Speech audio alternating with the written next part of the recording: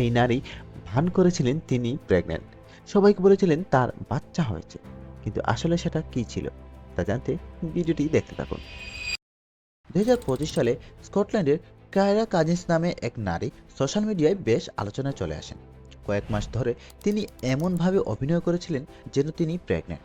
Fake baby বাম পরা, ডাক্তারের ভুয়া ছবি বা ডকুমেন্ট শেয়ার করা, আর নিয়মিত আপডেট পোস্ট করা, বাদ যায়নি কোনো কিছু। এমনকি তিনি জেন্ডার রিভিল পার্টিও করেন। আল্ট্রাসাউন্ড ছবি দেখিয়ে পরিবার বন্ধুবান্ধবের কাছ থেকে গিফটও নেন।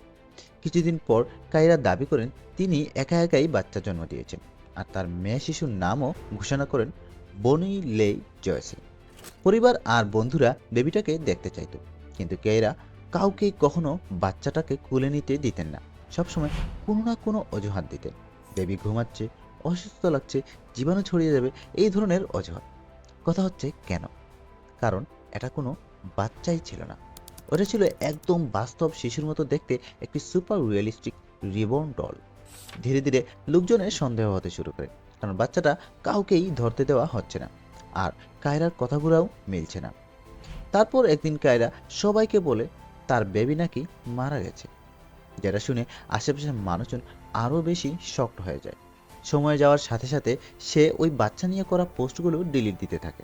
মানুষের কাছে পুরো বিষয়টি একটু অদ্ভুত লাগে এবং মানুষ নানান প্রশ্ন করতে থাকে, কিন্তু কায়রা সব প্রশ্নই এড়িয়ে যায়।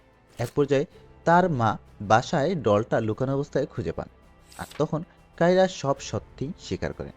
তিনি পরে অনলাইনে একটি কনফেশন ভিডিও প্রকাশ করেন, যেখানে তিনি বলেন, আমি প্রেগন্যান্ট ছিলাম না, কোনো বেবি ছিল না, আমি সব বানিয়ে বলেছি, আর কিভাবে থামতে হয় বুঝতে পারিনি।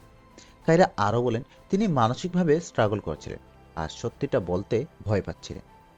কনফেশন দেওয়ার পর তিনি ইন্টারনেট থেকে একদম গায়েব হয়ে যান। নিচে আপনার ভিউ লিখুন, আর সত্যি চমক মেশানো গল্পের জন্য ফলো করতে পারেন।